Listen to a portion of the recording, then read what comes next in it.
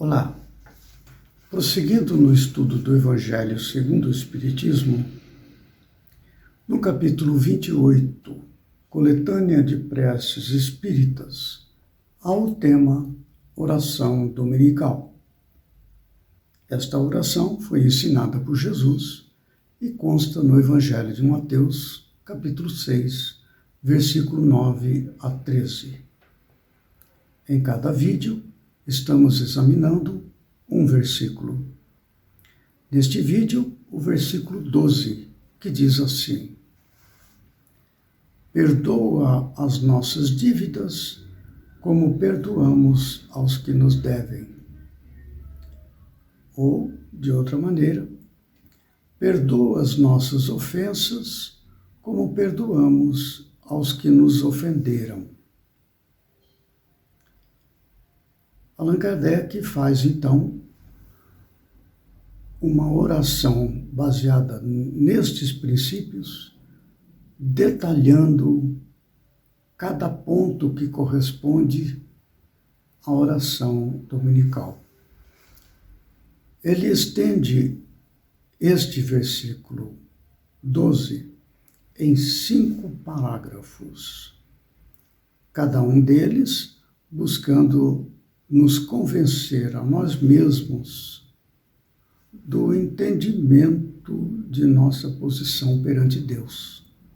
Porque ao entendermos detalhadamente os processos de culpa, os processos de responsabilidade perante a lei, nós vamos estabelecendo um padrão íntimo de atitude, de pensamento e de palavras de acordo com as leis de Deus, de acordo com o que ensina Jesus neste versículo 12 do capítulo 6 de Mateus.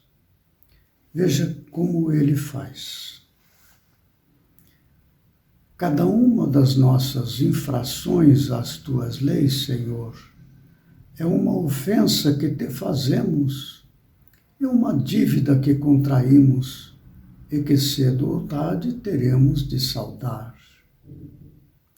Rogamos-te que nolas perdoes pela tua infinita misericórdia, sob a promessa que te fazemos de empregarmos os maiores esforços para não contrair outras. Veja que é o reconhecimento das nossas infrações contra as leis. E ao reconhecer isso, nós nos reposicionamos em nossas motivações. Este é um processo que resulta da oração. Nos reposicionar, nos arrepender, mudando postura, conscientizarmos-nos de nossas atitudes perante Deus, é o caminho para não virmos a cair novamente. Deus não perdoa ou deixa de perdoar. Deus é amor o tempo todo.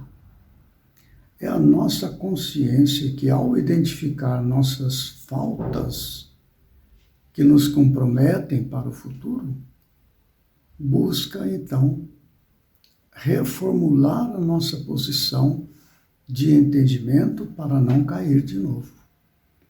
Ele prossegue. Tu nos impuseste por lei expressa a caridade. Mas a caridade não consiste apenas em assistirmos aos nossos semelhantes em suas necessidades. Também consiste no esquecimento e no perdão das ofensas. Com que direito reclamaríamos a tua indulgência se dela não usássemos para com aqueles que nos hão dado motivo de queixa? Então, quando nós não perdoamos, quando nós não somos indulgentes, quando nós não somos benevolentes, nós estamos em conflito com a lei de Deus. A lei de Deus é amor o tempo todo. Quando nós temos queixas, nós estamos numa posição de falta de amor e, portanto, em desequilíbrio. Se nós não somos indulgentes para com o outro, nós estamos em conflito e, portanto, por causa deste entendimento, estou em conflito.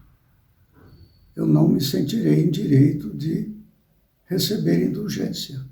Olha que é um problema que nós marcamos no nosso subconsciente. Para nos livrar, caridade, benevolência para com todos, indulgência para com as imperfeições alheias, perdão das ofensas. Este ensinamento, que é a base do ensino espírita, não é para sermos bonzinhos para com os outros, não.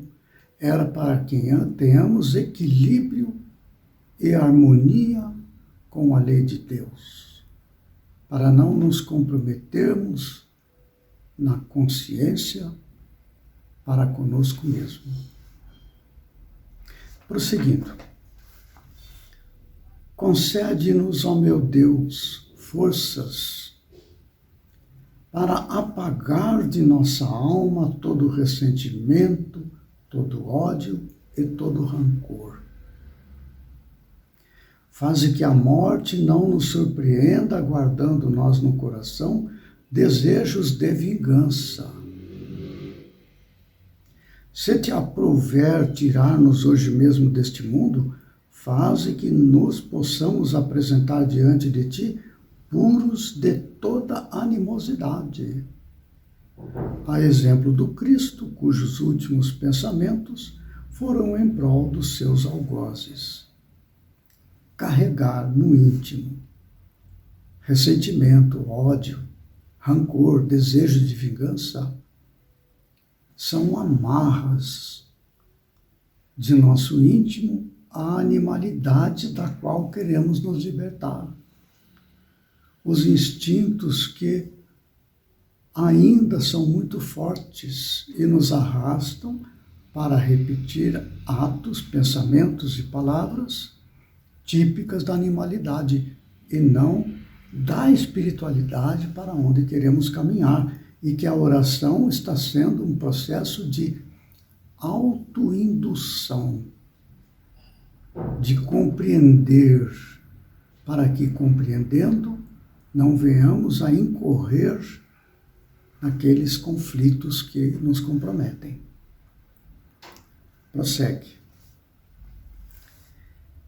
Constituem parte de nossas provas terrenas as perseguições que os maus nos infligem. Vou repetir. Constituem parte das nossas provas terrenas as perseguições que os maus nos infligem. Devemos então recebê-las sem nos queixarmos, como todas as outras provas, e não maldizer dos que por suas maldades nos rasgam o caminho da felicidade eterna. Visto que nos disseste, por intermédio de Jesus, bem-aventurados que sofrem pela justiça. Bendigamos, portanto, a mão que nos fere e humilha, uma vez que as mortificações do corpo nos fortificam a alma, e que seremos exalçados por efeito da nossa humildade. Bendito seja o teu nome, Senhor, por nos teres ensinado que nossa sorte não está irrevogavelmente fixada depois da morte, que encontraremos em outras existências os meios de resgatar e de reparar nossas culpas passadas, de cumprir em nova vida o que não podemos fazer nesta, para nosso progresso. Ainda aqui, os processos de nos defender contra nossos impulsos de animalização que nos compromete perante a consciência divina. Como diz ali, constituem parte de nossas provas terrenas, das perseguições que os maus nos infligem. Veja que é uma mudança de postura íntima. Nós não nos colocamos como vítimas da maldade alheia, não. Nosso posicionamento, não aceitando, não concordando com a maldade, não se trata disso. Mas é que entender aquele evento, aquela atitude de agressividade contra nós, qualquer que seja, como uma prova que Deus nos oferece. Olha que é uma mudança incrível. Eu tiro o foco do outro e passo o foco para mim. Como que eu recebo aquilo que me chega? Não é? Então, bendizer da bondade de Deus, não maldizer o próximo, não é? Essas coisas, não nos queixarmos, porque ao fazer isso nós estamos numa postura daquele que acusa o outro. E ao posicionarmos emocionalmente desta maneira, nos colocamos como vítima e o outro como algoz. Nós estamos em desequilíbrio. Resgatar e reparar nossas culpas, nesta encarnação ou na outra, mais provavelmente, como ele diz aqui, é um processo de libertação da consciência.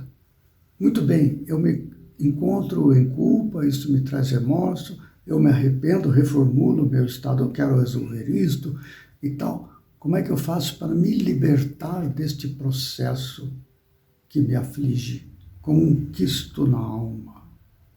Como que eu faço? Aí está. Resgatar. Corrigir aquilo que nós fizemos de errado. E reparar. Colocar de volta aquilo que tiramos. Se tiramos a paz do outro, devolvermos a paz e assim por diante. Este é o processo que nos libera dos processos de culpa. É a sequência de operações, ou seja, arrependimento, resgate e reparação. E ele conclui: assim se explicam, afinal, todas as anomalias aparentes da vida. É a luz que se projeta sobre o nosso passado e o nosso futuro, sinal evidente da tua justiça soberana e da tua infinita bondade. Sempre o foco na bondade, na misericórdia, na causa das causas. Não nos colocar na posição do egoísta, do orgulhoso, do vaidoso, que se ofende, se melindra, e assim por diante, que guarda ressentimento, que guarda ódio, que guarda rancor, desejo de vingança. São posições todas da animalidade, típicas da animalidade. E o nosso processo, conforme está orientando a oração, é uma conscientização da vida como é, na comunhão com Deus, no reino de Deus. E Jesus então prossegue na sua oração dominical, no versículo 13 do capítulo 6 do Evangelho de Mateus, que nós veremos no próximo vídeo, que tem o seguinte texto: não nos deixes cair em tentação, mas livra-nos do mal. Até lá, que Jesus nos ampare e fortaleça.